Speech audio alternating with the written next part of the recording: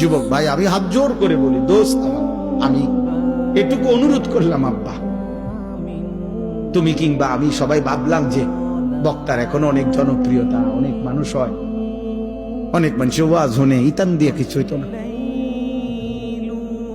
না আমার না আপনার, বরং আমরা প্রত্যেকেই আমাদের জীবনের মধ্যে যেন ভারসাম্যতা আনে। আমাদের জীবনের একটা ভারসাম্য দরকার, ব্যালেন্স দরকার।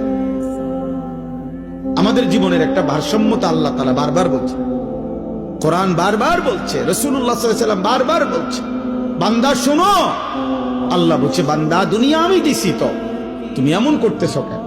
এই হাসি, এই কান্না, এই রোদ, এই বৃষ্টি, এই আলো, এই বাতাস, এই আকাশ, এই জমিন, এই রাত্র, এই দিন, এই উপার্জন, এই ক্ষেত, এই ফুল, এই ফল, এই ফসল, স্ত্রী নামের এই মহিলা, মা নামের ওই মহিলা, বাচ্চা নামের এই সন্তান, তোমার দেহ, তোমার শরীর, তোমার সব আয়োজন তো আমার দেওয়া, তো সব কার? এ তো আমার দেওয়া বান্দা, এ তো আমি দিছি তোমার জন্য, তোমারে দেওয়ার জন্য, ভোগ করার জন্য দিছি তো আমি তো তোমার সব চাহিদা আমি দিছি। মাকে দেখলে তোমার কলিজায় একরকম মনে হয়, তোমার স্ত্রীকে দেখলে তোমার দিলে ভিন্ন রকম মনে হয়, এই ভিন্ন রকম অনুভূতি তা আমি দিছি। আমি যদি এক করে দিতাম, দুজনরে যদি মা মনে হইতো,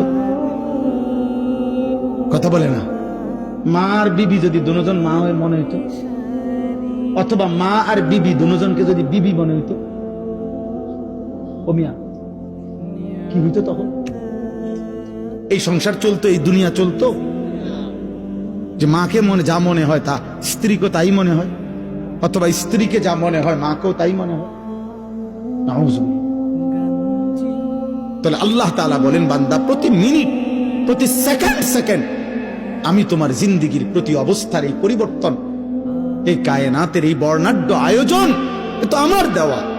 তা আমি তো বাদ দিতে বলি নাই, আমি তো বিয়ে করতে নিষেধ করি নাই, আমি আল্লাহ তো উপার্জন করতে নিষেধ করি নাই, আমি তো খাবার খাইতে নিষেধ করি নাই, আমি পেশাব করতে নিষেধ করি নাই, আমি পানি পান করতে নিষেধ করি নাই, আমি স্বামী স্ত্রী মিলিত হইতে নিষেধ করি নাই, কোলের বাচ্চা আদর করতে তো আমি নিষেধ করি নাই।